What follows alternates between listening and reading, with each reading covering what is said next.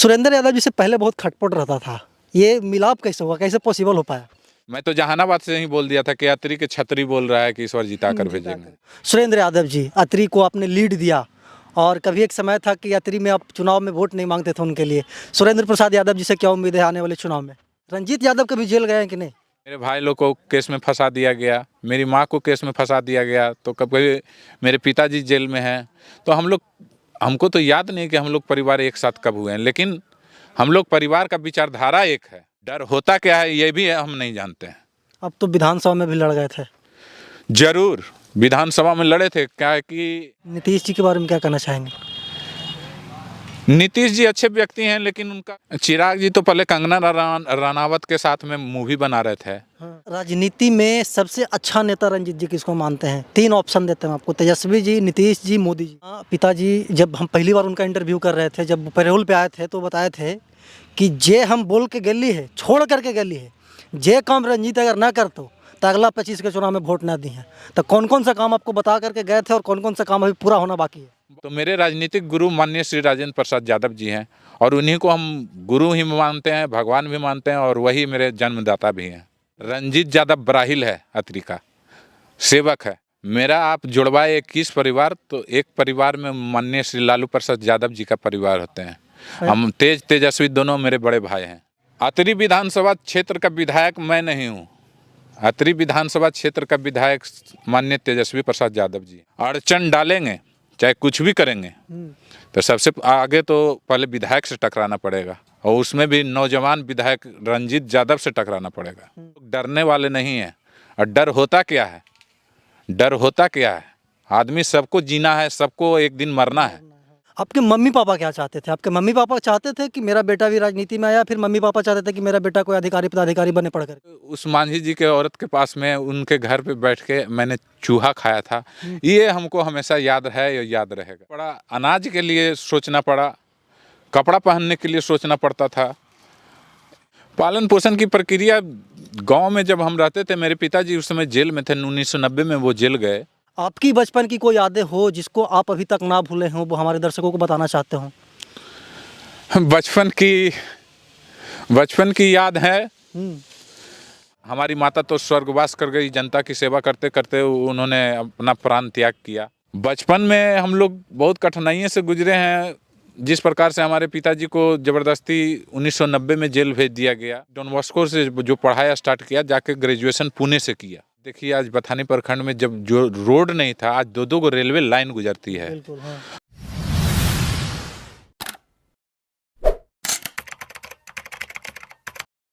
नमस्कार, प्रणाम, मैं अमित चौरसिया और आप देख रहे हैं नालंदा दस्तक। अभी हमारी मौजूदगी है अत्री विधानसभा क्षेत्र में, और आज अपने चैनल पर एक नए शो का आगाज़ कर रहे हैं, और उस शो का नाम है नेताजी के बारे में।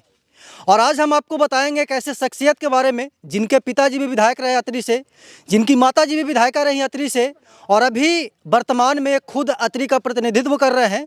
और अत्री का विधायक हैं, युवा विधायक हैं रंजीत यादव जी और अजय यादव जी उर्फ में लोग इनको बोलते हैं। अजय यादव जी से जानेंगे कि आखिरकार बचपन से लेकर के अब तक का इनका राजनीतिक करियर कैसा रहा है, और आगे क्या करने वाले हैं। चुनावी वर्ष है, चुनावी वर्ष में इनकी क्या तैयारियां हैं। तेजस्वी यादव के बहुत करीबी माने जाते हैं, और सोशल मीडिया पे लोग इनको तमाम प्रकार के नामों से उच्चारित करते हैं, लोग इनको मतलब कि संबोधित करते हैं। रंजीत जी से जानते हैं देर ना करते हुए कि रंजीत जी का चुनावी करियर कैसा रहा, बचपन में क्या करना चाहते थे, माता पिता इनसे क्या करवाना चाहते थे, और ये यहाँ तक आने में इनको किन किन कठिनाइयों का सामना करना पड़ा। रंजीत जी, सबसे पहले स्वागत है मेरे चैनल पर। चलिए, धन्यवाद।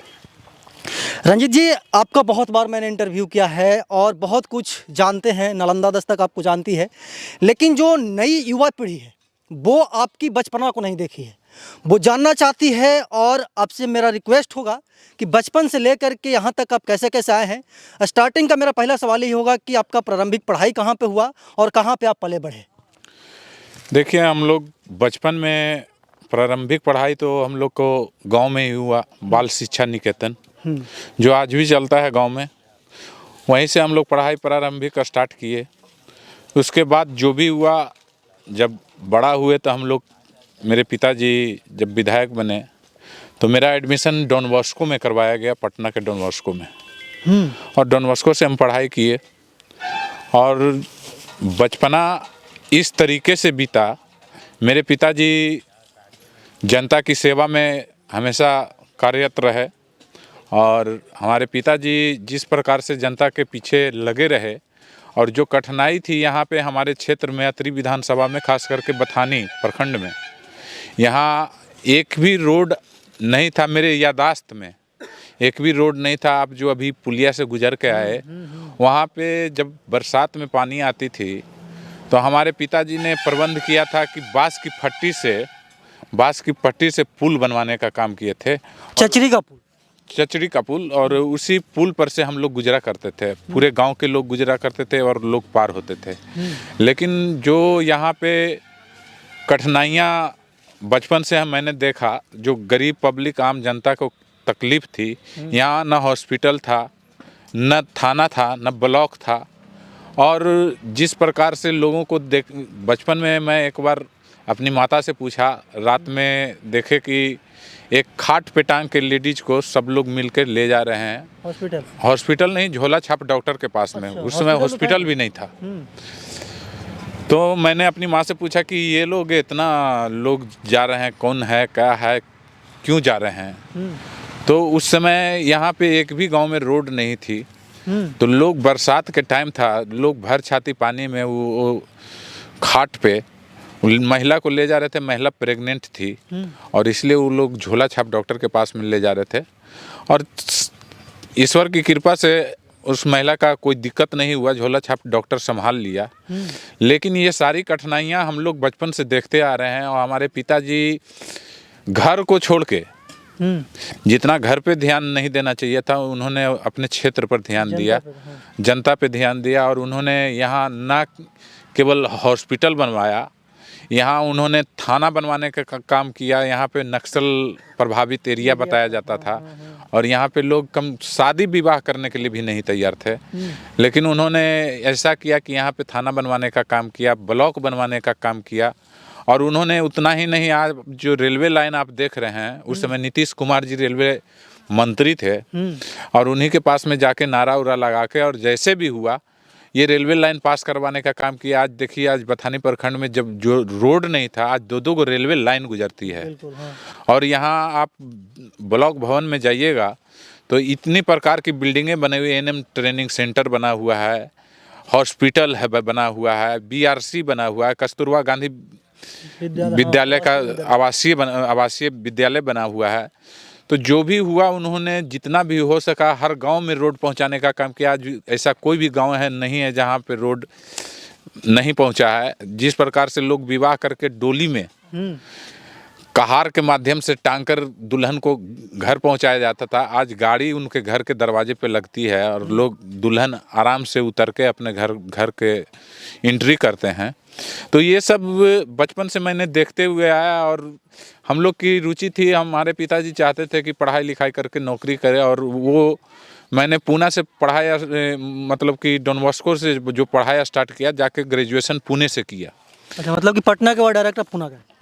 पटना के बाद डायरेक्ट पुणे गए और पुणे से ग्रेजुएशन के बाद पुणे यूनिवर्सिटी से।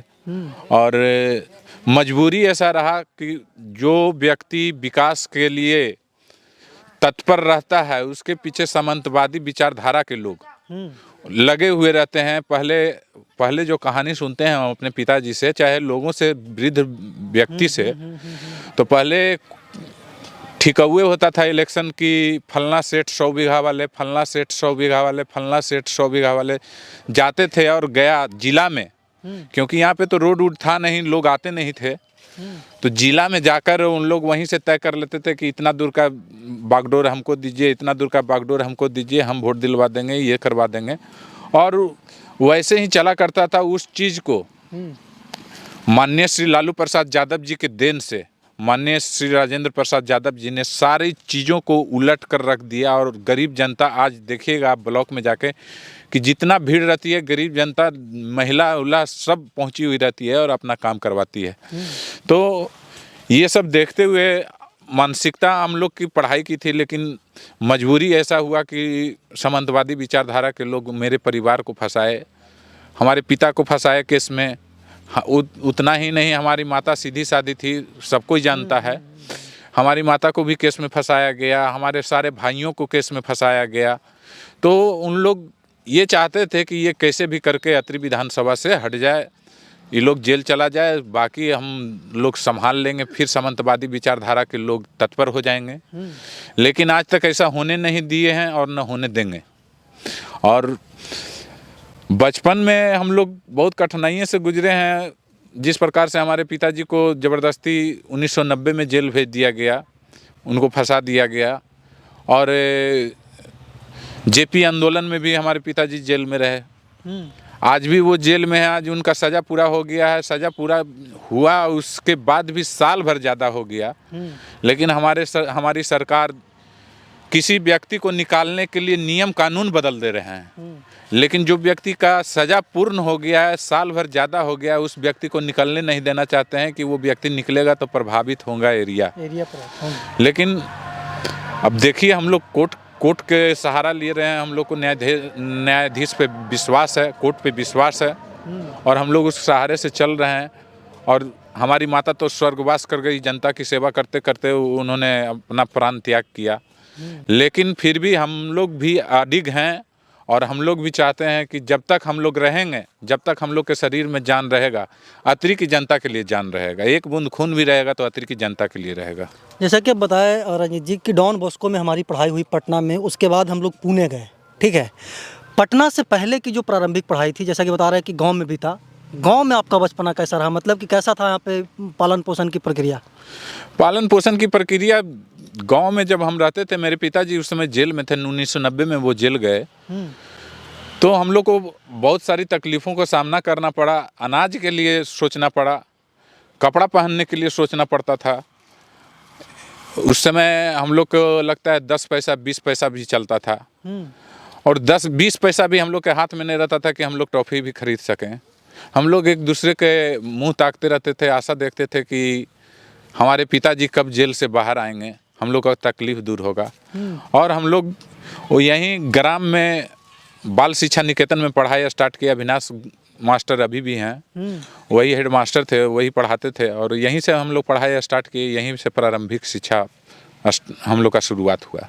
बचपन का जो मतलब कि ये एरा होता है रंजीत जी, जैसे कि बचपन की यादों को लोग भूलना नहीं चाहते हैं, और मरते दम तक वो भूलना नहीं चाहते हैं। आपकी बचपन की कोई यादें हो जिसको आप अभी तक ना भूले हों, वो हमारे दर्शकों को बताना चाहते हो? बचपन की याद है। हमारे पिताजी जब जेल चले गए थे, और जो सामंतवादी विचारधारा के लोग उताहुल थे, कुछ खत्म करने के लिए आप लोग? हाँ, ख़त्म करने के लिए कुछ पार्टियां भी चलती थी। नक्सल प्रभावित एरिया था तो कुछ पार्टियां भी चलती थी। यहाँ तक कि मेरे घर पे भी बम मारा गया।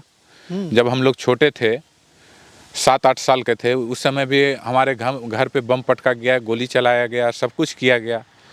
और हम लोग की सुरक्षा के लिए हमारे पिताजी ने, हम 4 भाई हैं, तो कुछ भाई को अपने महिला भाई के पास में भेज दिए। हमको भेजा गया था पसिया। तो पसिया गए थे, तो जब मुखिया जी हमारे रहते थे, अभी भी सारसों के पंचायत के में वो हैं बैजनाथ मुखिया, तो मुखिया जी जब रहते थे तो खाना अच्छा मिलता था। लेकिन जब मुखिया जी नहीं रहते थे, निकल जाते थे इधर उधर, तो खाना नहीं मिलता था। तो मजबूरी में हमको बचपन की याद सबसे ज़्यादा याद आता है कि मजबूरी में एक मांझी, हमारे ननिहाल की मांझी जात की औरत थी। अब मेरा चेहरा देख के वो समझ गई थी कि बहुत भूखा हुआ है, तो उन्होंने वो जो चूहा होता है, जब खेत में आलू जब कबाड़ता है तो चूहा हुआ को लोग पकड़ते हैं, उसका जो भी होता है बनाते हैं, चोखा बनाते हैं, चाहे जो भी बनाते हैं। तो वो पूछी कि खाएगा? तो हम भूखे हुए थे, तो हम बोले कि हाँ खाएंगे, भूख लगा हुआ है। तो उसी समय मैं वहाँ पे उस मांझी जी के औरत के पास में उनके घर पे बैठ के मैंने चूहा खाया था। ये हमको हमेशा याद है, ये याद रहेगा।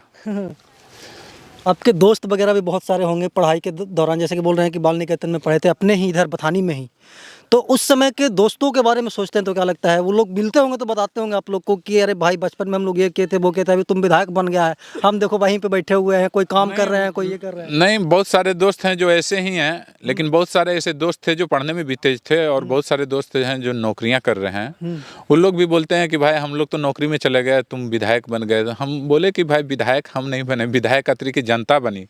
अतरी की जनता ने विश्वास जताया, हमारे पिताजी को बनाया, हमारी माता को बनाया और मुझे बनाया। उन लोग को विश्वास है कि ये परिवार हम लोग के लिए कुछ भी कर सकता है। तो उनके विश्वास के ऊपर हमारे दोस्त लोग, बहुत सारे दोस्त लोग नौकरी करते हैं, जॉब करते हैं, वो गांव से पढ़ के जॉब करते हैं। तो ये उन लोग की मेहनत है, उन लोग का जो ध्यान था पढ़ाई पे वो है। और मजबूरी में हम पुनः जो ग्रेजुएशन कर रहे थे तो छोड़ के आना पड़ा, क्योंकि मेरे पिताजी को फंसा दिया गया, मेरे भाइयों को फंसा दिया गया। और जब हम अपना पढ़ाई छोड़ कर आए तो हम इसी में जनता के जो होता है कार्य क्रिया जो हमारी माता कर रही थी उसी के सपोर्ट में हम लगे रहे। हमारी माता विधायक बनी तो उनके वो 2 बार विधायक बनी, दोनों बार उनके पीछे साथ में रहा, जो भी काम हुआ जनता का काम करवाया। और लोगों का विश्वास हुआ कि नहीं, रंजीत यादव उर्फ अजय यादव इस क्षेत्र के विकास के लिए कुछ भी कर सकता है, तो इसको चुना जाए। और उन्होंने चुनकर ऐसे कैंडिडेट को उन्होंने हराने का काम किया जो समझ लिए लक्ष्मी गॉडेस, पैसा वाली, जो 7-7 करोड़ रुपया फेंक दी एक विधानसभा क्षेत्र में। और उन लोग वैसे लक्ष्मी गॉडेस को अतरी की जनता ने समझाने का काम किया कि जो विकास करेगा वो उसी को हम लोग पसंद करेंगे, पैसे पे हम लोग बिकने वाले नहीं हैं। और अतरी की जनता ने ये दिखाने का काम किया और उनको यहाँ से हराने का काम किया। पिताजी जैसा कि बता रहे हैं कि राजेंद्र प्रसाद यादव अभी जेल में हैं, मम्मी का स्वर्गवास हो गया, ये सुनकर के बहुत दुखी हुए थे हम, हालांकि उनसे कभी मिले नहीं थे। आपके मम्मी पापा क्या चाहते थे? आपके मम्मी पापा चाहते थे कि मेरा बेटा भी राजनीति में आया, फिर मम्मी पापा चाहते थे कि मेरा बेटा कोई अधिकारी पदाधिकारी बने पढ़ करके? नहीं, हम लोग बताए आप लोग को कि हम लोग 4 भाई हैं, मेरे हमसे 2 बड़े भाई हैं। तो कोई सवाल ही नहीं उठता था कि मैं राजनीति में आऊँ। जब भी आते तो बड़े वाले आते? जब भी आते तो बड़े वाले आते, लेकिन सवाल ही नहीं उठता है। लेकिन ये सामंतवादी विचारधारा के लोग जो फंसाने का काम किए और किस्मत घींच घाच के हमको यहाँ पे लाई और विधायक बनाने का काम की। और यहाँ पे विधायक बनने के बाद जैसा संगत वैसा भेष होता है। मेरा संगत हुआ पब्लिक के साथ में, संगत हुआ लोगों के साथ में। अब मुझे अतरी की जनता के अलावा और कुछ दिखाई नहीं देता है। उन लोग की सेवा करना ही मेरा प्राथमिकता है। पहले प्रायोरिटी आप अपने परिवार को देंगे कि पहले अतरी की जनता को देंगे? मैं पहले प्रायोरिटी अपने जनता को दूंगा, क्योंकि उनका जो कर्ज है वो हम लोग को 7 जन्म में हम अतरी की जनता का कर्ज नहीं उतार सकते हैं। क्योंकि मेरे पिताजी को जेल डाला गया, मेरी माता स्वर्गवास कर गई, मेरे भाइयों को फंसाया गया, मेरे भाई लोग जेल में हैं। उसके बाद भी अतरी की जनता साहस दे रही है और आगे बढ़ाने का काम किए हुए है। और जो एक होता है ना कि जो लड़ाई में तलवार होता है और ढाल होता है, तो अतरी की जनता हमारे लिए ढाल है, जो बचाव का काम करती है, हमको बचाने का काम करती है। और अतरी की जनता का हम लोग ये एहसान कभी नहीं भूल नहीं सकते हैं। उसके बाद ही मेरा परिवार आता है। परिवार मतलब अतरी की जनता। और जो मेरा लोकल घरेलू परिवार है बथानी में, तो घरेलू परिवार तो भगवान पैदा किए, कोई नहीं जानता है कि हम भाई बनेंगे, ये बनेंगे, भगवान पैदा किए। लेकिन हम लोग का जो चॉइस था, हम लोग अतरी की जनता को चुने और अतरी की जनता ने अपने चॉइस से हम लोग को चुनने का काम किया। तो सबसे ज़्यादा प्राथमिकता तो मैं अतरी की जनता का दूंगा और उन्हीं के लोग के लिए कुछ भी कर सकता हूँ। अच्छा, जैसे कि बता रहे हैं कि मम्मी के साथ मेरा मतलब कि रहना सहना होता था, पिताजी के मेरे साथ रहना सहना होता था। कभी ऐसा हुआ कि क्षेत्र में गए हों, जनता से मिल रही हो आपकी माताजी और कोई उनका विरोध कर दिया हो और रंजीत यादव को बहुत गुस्सा आ गया हो, और रंजीत यादव उस समय क्या किए होंगे? नहीं, ऐसा कुछ नहीं हुआ। संयोग बस, या समझिए अतरी की जनता का प्रेम, कि आज तक मैं भी, ये 5 साल पूरा होने जा रहा है विधानसभा का, मेरी माता 10 साल रही। आज तक अतरी की जनता ने कोई अवहेलना नहीं किया, कोई अभद्र व्यवहार नहीं किया, कोई एक शब्द तक नहीं बोलने का काम किया। और अतरी की जनता टूट पड़ती है। अगर कोई अभद्र बात भी अगर कोई बोल देगा तो हम लोग को जवाब नहीं देना पड़ेगा, अतरी की जनता उसको जवाब तुरंत उसी समय सामने दे देगी। तो ऐसा नहीं है। गुस्सा का बात है तो गुस्सा तो मेरे अंदर है, और गुस्सा होना भी चाहिए, लेकिन ये गुस्सा को मैं अतरी की जनता के विकास में लगाता हूँ। अगर कोई काम अतरी की जनता का नहीं होता है तो गुस्सा आता है, ऐसा नहीं है कि गुस्सा नहीं आता है।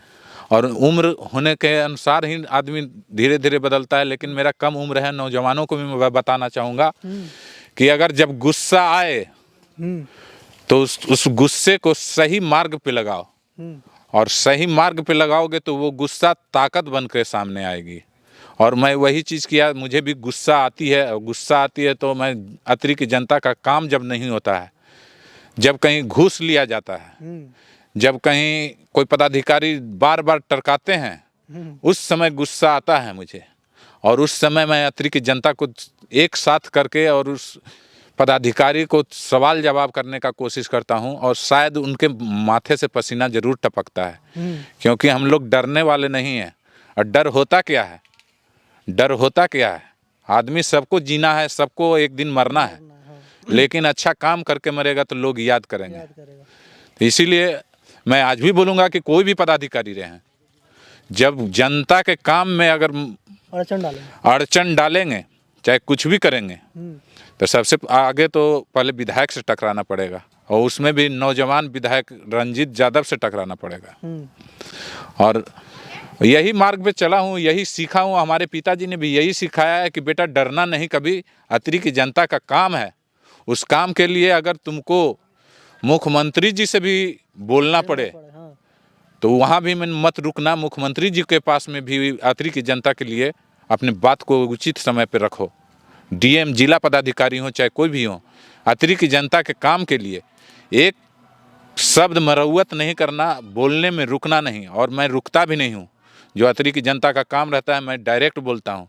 हाल ही में देखें कि मैं घूम रहा था तो कुछ जगह पे प्रधानमंत्री आवास योजना का जो सर्वे हो रहा है उसमें पैसा उसा खा रहे थे, वो सब शिकायत हुआ था। मैंने वीडियो से बात किया कि आप संभालिए अपने पदाधिकारी को, और नहीं संभालिएगा तो अतरी की जनता फैसला करेगी। अतरी की जनता को मैं सामने खड़ा करूंगा, और साथ में मैं भी रहूंगा।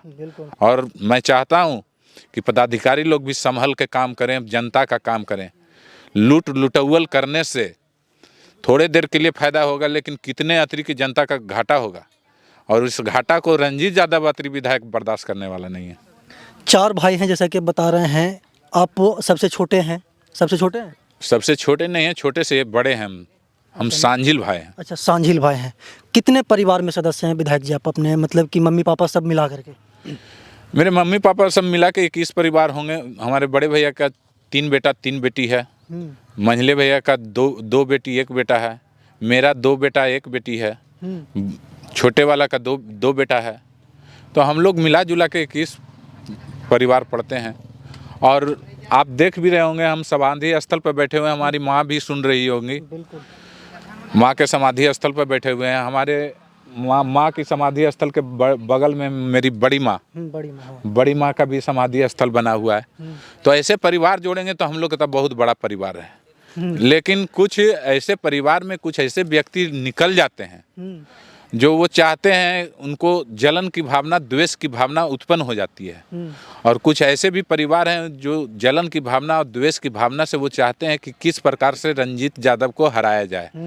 पिछली बार हमारे जो बड़ी माँ का बेटा हैं, वो चुनाव लड़े थे तो 2700 वोट लाए थे, कुछ गलती से भी वोट पड़ गया होगा, तो हराने का प्रयास कर रहे हैं। इस बार इधर उधर दौड़ रहे हैं। और आप ये भी देख रहे हैं भाजपा की बी टीम जनसुराज, वो भी दौड़ रही है, वो भी हराने का प्रयास कर रही है। और बेला में देखे ही होंगे कि क्या स्थिति किया। तो वो बी टीम से हम अतरी की जनता को बोलेंगे कि जो जनसुराज है, बी टीम जो भाजपा की है, उससे बचना होगा। अपने वोट को बर्बाद नहीं करना होगा। आप उसी प्रकार से वोट दीजिए जो आपका विकास कर सके, विकास में साथ हो सके।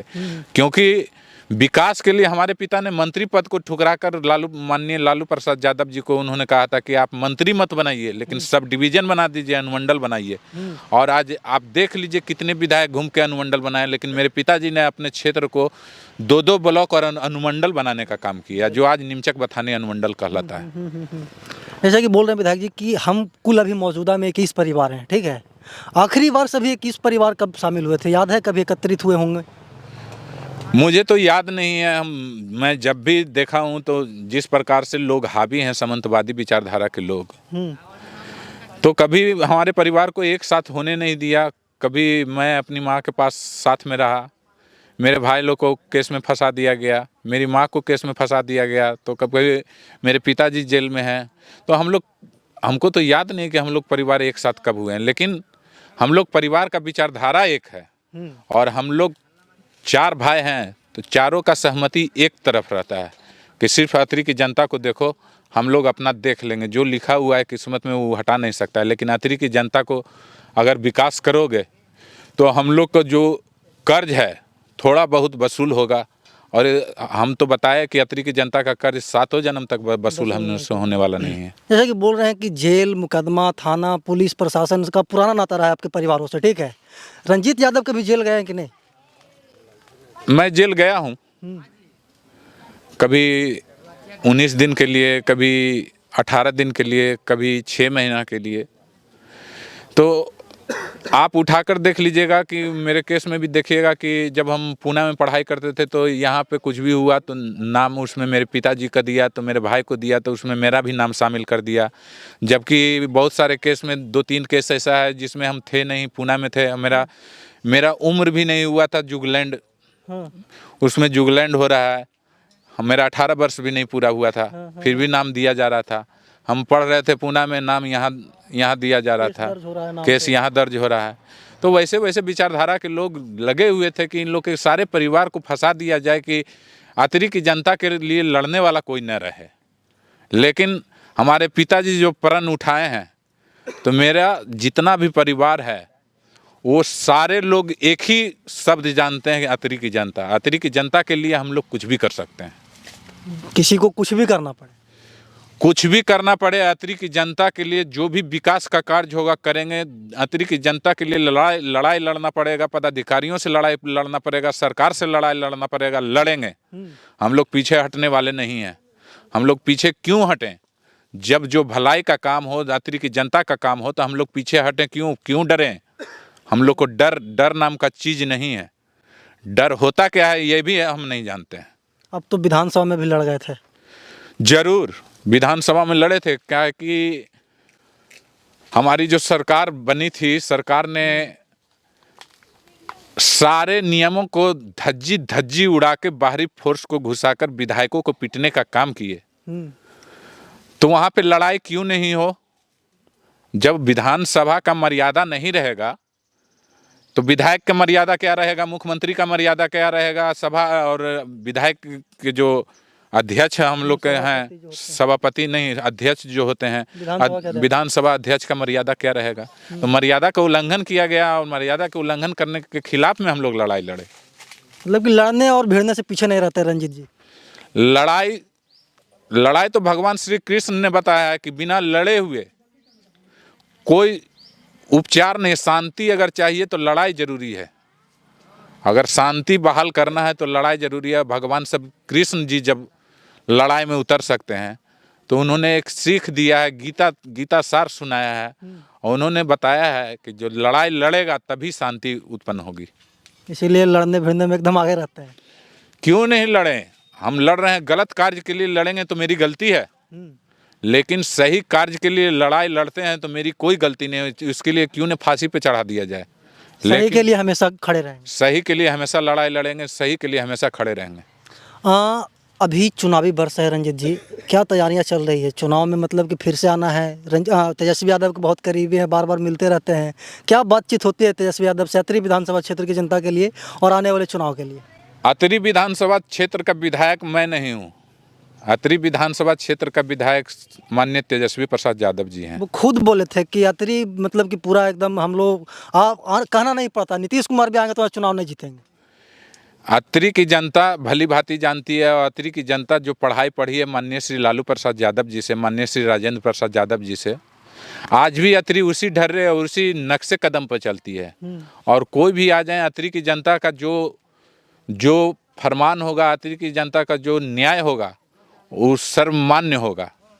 वो अतरी की जनता और माननीय तेजस्वी यादव के लिए अतरी तो बहुत लकी है।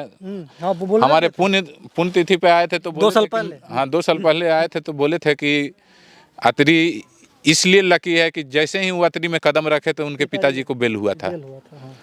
और माननीय तेजस्वी भैया से थोड़ा घरेलू संपर्क है, घरेलू संबंध है। हम तो बहुत कम ही होता है कि माननीय उप मुख्यमंत्री जी बोलते हैं, चाहे माननीय तेजस्वी प्रसाद यादव जी बोलते हैं, मैं तो सीधे भैया बोलता हूँ। और हम लोग दोनों का भाई का रिश्ता है, भाई जैसा व्यवहार है। उन्होंने हमारे घर पे आके हमसे मिलने का काम किया, बहुत बातों को समझाने का काम किया। मैं उनको बहुत बहुत धन्यवाद देता हूँ और वो मेरे लिए समझ लीजिए कि भगवान है हम लोग के लिए। मतलब कि चाहे वो तेजस्वी जी हों, चाहे वो लालू जी हों, कुछ भी बोल देंगे तो ये करना है तो करना है। जब वहाँ से आदेश हो जाएगी तो करना है तो करना है। मेरा आप जुड़वाए 21 परिवार, तो एक परिवार में माननीय श्री लालू प्रसाद यादव जी का परिवार होते हैं। हम तेजस्वी दोनों मेरे बड़े भाई हैं और उन लोग जो आदेश करेगा, बड़े भाई जो आदेश करेंगे उस पर मैं खरा उतरूंगा। जो कहेंगे वो करेंगे।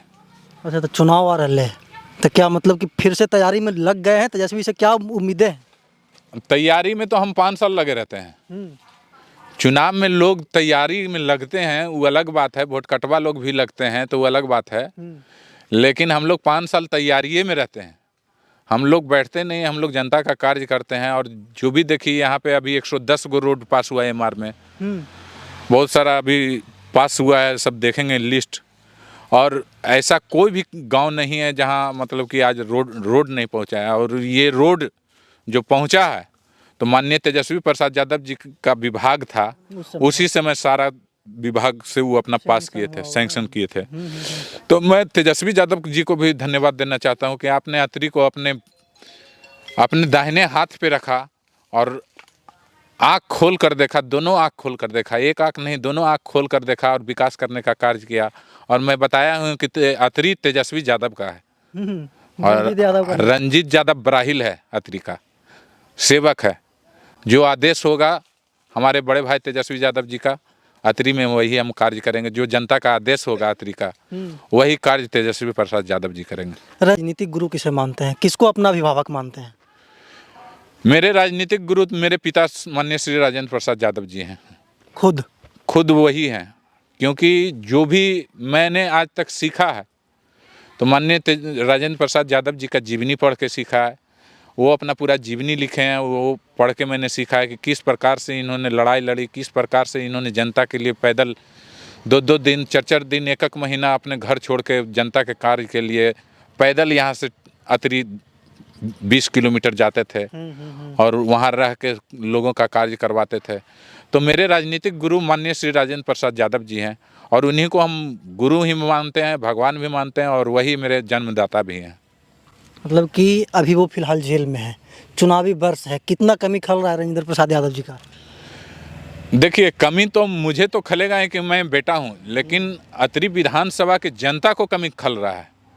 और वो लोग जानते थे कि अगर राजेंद्र प्रसाद यादव जी रहते तो जो विकास रंजीत यादव किया है उससे 10 गुना ज़्यादा विकास अतरी क्षेत्र की जनता का होता। मतलब कि अतरी क्षेत्र की जनता को कमी खल रही है राजेंद्र प्रसाद यादव की? सबसे ज़्यादा अतरी क्षेत्र की जनता को कमी खल रही है राजेंद्र प्रसाद यादव। वो लोग आशा में है कि कब आएंगे बाहर। जिस दिन बाहर आएंगे उस दिन पत्रकार महोदय आप देख लीजिएगा, घर घर का एक पब्लिक बच्चा तक राजेंद्र प्रसाद यादव जी के पास में दौड़ता है। पिछले बार भी आए थे ना माता जी का, जो मतलब कि हाँ, तो वो पेरोल पे आए थे तो आप देखे भी होंगे कि इतना घर पे भीड़ लगा था कि उतना बड़ा गेट है जो गेट को कबाड़ के सब फेंक दिया था। तो इतना भीड़ लगा था। और लोग मानते हैं राजेंद्र प्रसाद यादव जी ने अतरी को बगीचा की तरह संभाल के रखा है। और मुझे उन्होंने एक माली जो होता है, बराहिल जो होता है, उसी प्रकार से उन्होंने मुझे बराहिल के तौर पे रखा कि अतरी की जनता को तुमको देखते रहना है, कहीं क्षति नहीं हो, कहीं पूर्ति नहीं हो, कहीं दिया नहीं लगे, कहीं दीमक नहीं लगे। और मेरा काम है अतरी क्षेत्र की जनता को संभालना। अगर वहाँ कहीं भी दीमक लग जाता है तो कीटनाशक जो पाउडर डाला जाता है, उसी प्रकार से अगर जहाँ दीमक लग जाएगा, पदाधिकारी लोग दीमक लगाने का कोशिश करेंगे तो कीटनाशक दवाई रंजीत यादव है। पिताजी जब हम पहली बार उनका इंटरव्यू कर रहे थे, जब पैरोल पे आए थे तो बताए थे कि जे हम बोल के गली है, छोड़ करके गली है, जे काम रंजीत अगर ना करतो तो अगला 25 के चुनाव में वोट ना दी हैं। तो कौन कौन सा काम आपको बता करके गए थे और कौन कौन सा काम अभी पूरा होना बाकी है? बहुत सारा ऐसा काम था जो बता के गए थे, जैसे डम्मर बीघा खिजरसराय में जाइए, आज तक आज़ादी के बाद रोड नहीं बना था। उसको मैंने रोड बनवाने का काम किया, आज रोड बना हुआ है।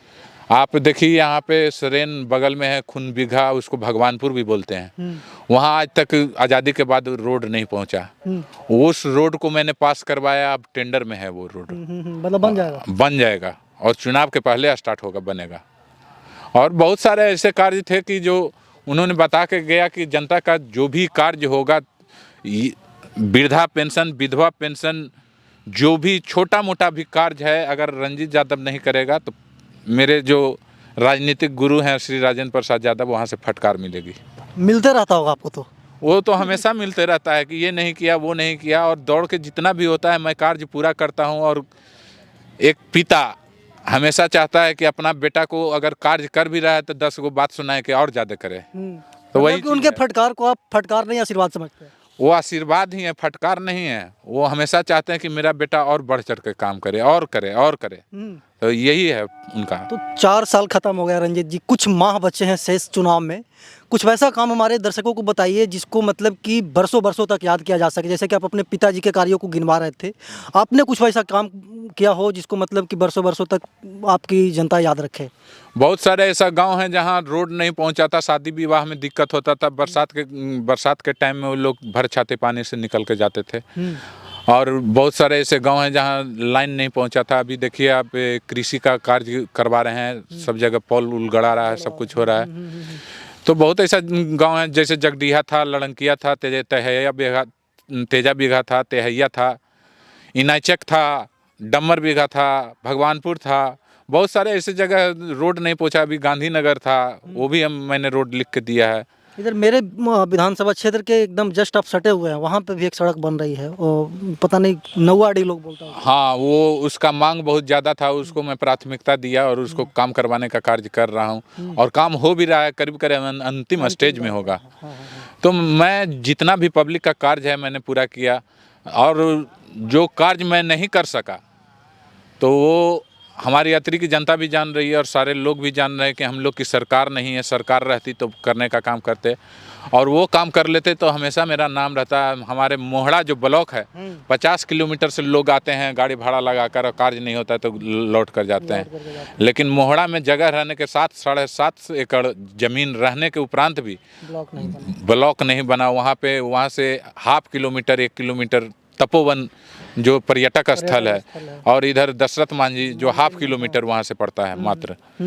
और ऐसे जगह के बीच में ब्लॉक भवन बनना चाहिए था, जो सरकार नहीं रहने के कारण नहीं बन सका। इस बार भी हमारे नीतीश जी, माननीय मुख्यमंत्री जी भी घोषणा किए बहुत सारे ब्लॉक के भवन के लिए, लेकिन मोहड़ा भवन के लिए नहीं।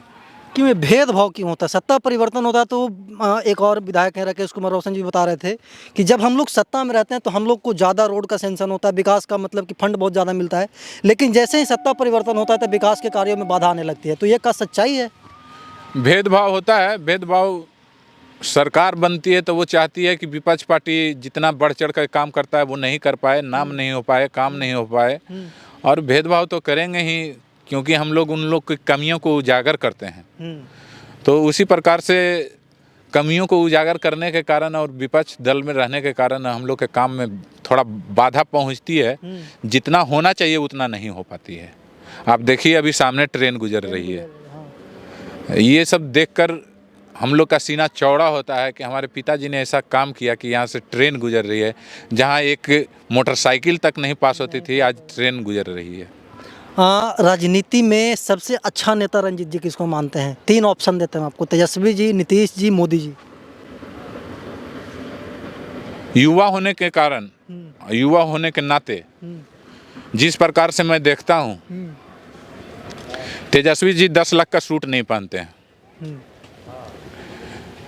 तेजस्वी जी जो भी है सिंपल सादा कपड़ा पहन के जो भी है जनता के बीच में जाते हैं। और उन्होंने जो कार्य किया इस बार, जो उन्होंने इलेक्शन में जो वादा किया कि 10 लाख नौकरी देंगे, और मात्र 17 महीने में उन्होंने 5 लाख से ऊपर नौकरी देने का काम किया, बाकी सबको लाइन अप किए। और इतना कम उम्र होने के बाद भी परिपक्वता जो दिखाए वो मोदी जी और नीतीश कुमार जी नहीं दिखाए। और मेरे समझ से युवा को बागडोर उनके हाथ में जाना चाहिए। युवा का सोच युवा की तरह रहता है, अलग रहता है, और वो जल्दी से जल्दी काम करवाने का कार्य करते हैं। 17 साल 18 साल हमारे मुख्यमंत्री जी रहे, लेकिन मात्र 17 महीने में इन्होंने नौकरियां का नियुक्ति पत्र जो बांटा गांधी मैदान में, उसका देखा हिस्की एक नौजवान का देखिए हिस्की नरेंद्र मोदी तक किए। तो आप ही समझ लीजिए कि किसको हम लोग को मानना चाहिए। एक युवा नेता माननीय तेजस्वी प्रसाद यादव जी हैं, इनसे अच्छा नेता हमको नहीं दिखाई पड़ा। मोदी जी इंटरनेशनल स्तर पे मतलब कि अपना खाबी दिखा रहे हैं। उनके जो पार्टी के लोग हैं, क्षेत्र में भी आपके होंगे, बीजेपी के मतलब कि कार्यकर्ता होंगे, नेता होंगे, वो भी ख्याति गिनवाते होंगे। नरेंद्र मोदी जी के बारे में आप क्या सोचते हैं? मेरा आप बोलते हैं कि मेरे 2 चाचा हैं राजनीति में, एक नीतीश कुमार जी और एक नरेंद्र मोदी जी, बहुत बार अपने इंटरव्यू में बताया है। तो अपने चाचा किनको मानते हैं? चचा तो दोनों हैं, हाँ। लेकिन मैं ये कहना चाहूँगा कि कोई चचा फ्रॉड होते हैं और कोई चचा वादा करके मुकर जाते हैं।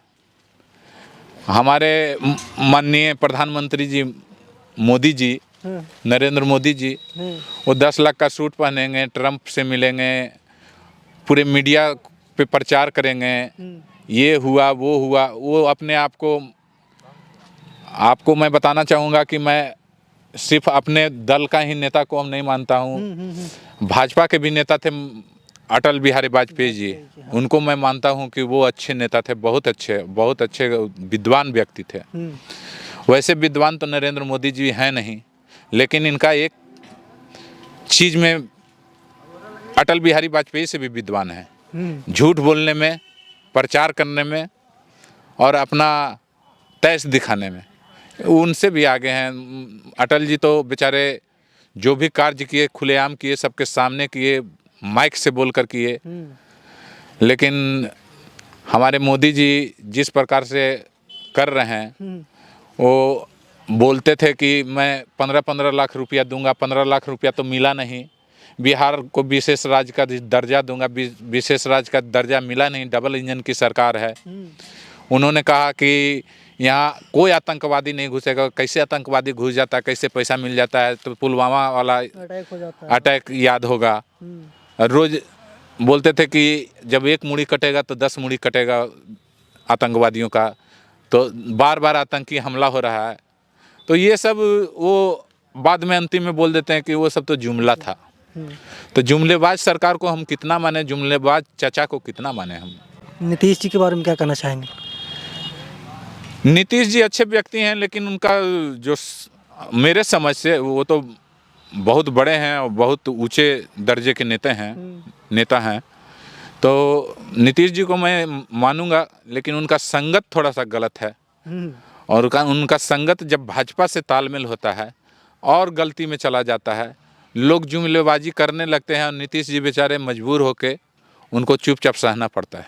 बहुत सारे नेता उनको बोल रहे हैं ना कि नीतीश कुमार जी को स्पेशली बहुत सारे नेताओं से हम वार्तालाप करके बोल रहे हैं कि उनका जो मेंटल स्टेटस है वो थोड़ा सा डाउन हो गया है। गांधी जी के क्या बोलते हैं कि शोक सभा में वो ताली बजा दे रहे हैं, कभी प्रधानमंत्री जी के पैर छू रहे हैं, कभी इंजीनियरों का पैर छू रहे हैं। क्या लगता है ये, मतलब कि वास्तव में उनका मेंटलिटी खराब हो गया है? रंजीत यादव कैसे देखते हैं उसको? देखिए, उम्र होने के बाद हर लोगों को मानसिकता थोड़ा कमज़ोर होती है, मनोबल कम होता है, दिमाग में थोड़ा सा उथल पुथल होता है। तो हमारे चचा का उम्र हो गया है और उम्र हो गया है, उनको चाहिए था। अब मैं सलाह देने का काम करूंगा एक नवयुवक नेता होने के नाते कि आप अब छोड़ दीजिए चचा। अब आप जो वादा किए थे कि माननीय तेजस्वी यादव जी को सौंपेंगे, आप सौंप दीजिए। बिहार को आगे बढ़ाना है, बिहार को पीछे नहीं ले जाना है। तो आप जो प्रणाम पाती किए चल रहे हैं, सबको पैर छू रहे हैं, तो ये सब चीज़ से बचिए और आगे बढ़ने का काम करिए, आगे युवा को बढ़ाने का काम करिए। देखिए, युवाओं की बात कर रहे हैं तो एक और युवा नेता है चिराग पासवान। वो भी कहते हैं, उनके भी मतलब कि जो समर्थक हैं बोलते हैं कि नहीं, मुख्यमंत्री तो चिराग जी बनना चाहिए। चिराग जी तो पहले कंगना रनावत के साथ में मूवी बना रहे थे। अब दोनों एमपी बन गए हैं, तो पता नहीं पार्लियामेंट में मूवी बनाएंगे कि नहीं बनाएंगे। लेकिन चिराग जी जो हैं, जो अपने नक्शे कदम पे चल रहे हैं। वो जो क्या बोलते हैं, अनुमान लगा लेते हैं कि पूर्वानुमान, हाँ। पूर्वानुमान लगा लेते हैं कि किस प्रकार का मौसम रहेगा। पिताजी तो अपने पिताजी के रास्ते पे चले हैं, सीख लिए हैं। तो मैं ये नहीं जानता हूँ वो अपने पूरे परिवार को बनाते हैं, इससे हमको कोई फर्क नहीं पड़ता है। लेकिन बिहार की जनता के लिए आप क्या करते हैं? आप डबल इंजन के सरकार हैं, बिहार को विशेष राज्य का दर्जा क्यों नहीं दिलवाते हैं अगर आप नौजवान हैं तो? बीपीएससी प्रोटेस्ट होता है, कुछ नहीं बोलते हैं, युवाओं पे लाठीचार्ज होती है, पुलिस भर्ती में लाठीचार्ज होती है, एएनएम बहाली में लाठीचार्ज होती है, बहुत सारा लाठीचार्ज होता रहता है बिहार में, फिर भी चिराग पासवान का कोई वक्तव्य नहीं आता है। चिराग पासवान जी, हम बताए कि हमारे चचा रामविलास चचा, स्वर्गीय रामविलास चचा के नक्शे कदम पे चल रहे उनके हैं ब्लड है। और वो समझ जाते हैं कि हम मुझे कहाँ बोलना है और वहीं बोलते हैं जहाँ उनको परिवार का फायदा होगा, उनको फायदा होगा। बिहार की जनता को नहीं बोधक। बिहार की जनता को वो कहाँ देखने जाएंगे? उनको सीट मिलिए जाता है, उनको मंत्रिमंडल पद में मिलिए जाता है, जगह दिल्ली में बढ़िया क्वार्टर मिलिए जाता है, तो वो अपना वो सब देख रहे हैं। वो बिहार की जनता के लिए थोड़े लड़ाई लड़ेंगे जिस प्रकार से माननीय तेजस्वी यादव लड़ाई लड़ते हैं। बहुत सारी चीज़ों पर चर्चा की और एक आखिरी सवाल होगा रंजीत जी की कॉलेज लाइफ के बारे में आप कुछ नहीं बताया अपना, कॉलेज लाइफ आपका कैसा रहा है? देखिए, ये सब जो लाइफ रहा, कॉलेज लाइफ है चाहे स्कूल लाइफ है, ये लौट के आने वाला नहीं है। वो हम लोग का स्वर्ण जो होता है ना, गोल्डन एरा। गोल्डन एरा है। गोल्डन एरा हमेशा याद रहेगा। हम लोग सब चीज़ से मुक्त थे, केवल पढ़ाई करना था और कॉलेज लाइफ में अपना समय बिताना था, यारी दोस्ती करना था। वो हर नौजवान लोग करता है और मैं भी किया हूँ। तो वो गोल्डन लाइफ है और वो अब लौट के आने वाला नहीं है। लेकिन मैं चाहता हूँ कि जो लाइफ अभी आया है तो परिपक्वता का ये लाइफ आया है और मुझे अतरी की जनता के बारे में सोचना है। लोकसभा चुनाव भी मतलब कि रिसेंटली में ख़त्म हुआ है। यहाँ पे प्रचंड बहुमत से चुनाव जीते क्या बोलते हैं कि जहानाबाद के सांसद सुरेंद्र यादव जी, अतरी को आपने लीड दिया और कभी एक समय था कि अतरी में आप चुनाव में वोट नहीं मांगते थे उनके लिए। सुरेंद्र प्रसाद यादव जी से क्या उम्मीद है आने वाले चुनाव में? आने वाले चुनाव में उम्मीद है उनसे, और हम लोग चचा भतीजा दोनों बैठकर बात किए हैं। माननीय श्री लालू प्रसाद यादव जी के पास में बैठकर बात किए हैं और उन्होंने विकास करने का उन्होंने अपना आश्वासन दिया है और मुझे लगता है कि वो विकास में सहायता करेंगे, अतरी क्षेत्र के लिए विकास में ज़रूर सहायता करेंगे। और मैं तो जहानाबाद से ही बोल दिया था कि अतरी के छतरी बोल रहा है कि इस बार जिता कर भेजेंगे। तो मेरे चचा हैं तो समझते हैं उस बात को और विकास में वो सहयोग करेंगे, मुझे पूर्ण विश्वास है। सुरेंद्र यादव जी से पहले बहुत खटपट रहता था, ये मिलाप कैसे हुआ, कैसे पॉसिबल हो पाया? खटपट नहीं रहता था, कुछ मन जो हम लोग का व्यवहारिक था, मानसिकता था, जो अलग अलग चल रहा था। लेकिन हम लोग आपस में माननीय श्री लालू जी बैठाकर समझाए बुझाए, हम लोग आपस में मिलकर सोचे कि हम लोग को विकास करना है। आपसी द्वेष रखने से बढ़िया है कि जनता का विकास करें। और दोनों इस बात को समझे और दोनों ने अपना अपना हट त्याग किए और हम दोनों साथ में। वो बोले थे हमारे इंटरव्यू में आपके घर पे ही लिए थे कि जब हम चुनाव जीत करके आएंगे तो राजेंद्र यादव को जेल से बाहर निकलवाएंगे, नहीं होगा तो हम संसद में आवाज़ उठाएंगे। क्या ऐसा हुआ? उसके बाद मतलब कि पिताजी से रिलेटेड कुछ बातचीत होती है उनसे? बात होती है, अभी तो समय हुआ ही है, देखते हैं कि हमारे चचा कितना मदद करते हैं। मैंने तो अपना कर्तव्य निभाया और मदद करके एमपी जिताकर भेजने का काम किया और आपका 22,500 से अतरी लीड देने का काम किया। तो मैं तो जहानाबाद में ही बोला था, पहली बार स्टेज पर चढ़ा था तो बोला था कि मैं लीड दूंगा, बहुत भारी बहुमत से लीड दूंगा और वो जीते हैं, वो विकास जरूर करेंगे।